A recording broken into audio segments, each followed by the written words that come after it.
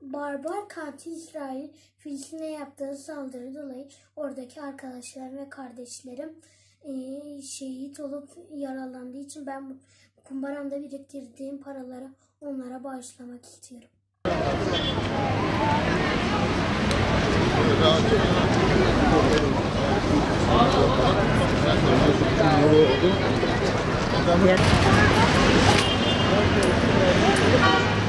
Sen bu paraları ne için biriktirmişsin? Başlık için. Tamam. Fiyat sayı ne söylüyorsun? Ne bu arkadaşlar? Tamam.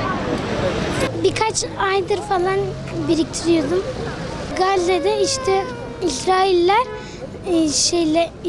Filistinlere saldırıp oradaki kardeşlerimi, arkadaşlarımı şehit edip yaralandırdığı için ben de onlara paramı bağışlamak istiyorum. Diğer arkadaşlarımızın da Gazze'ye bağış yapmasını yaparsalar hepimiz sevinebiliriz.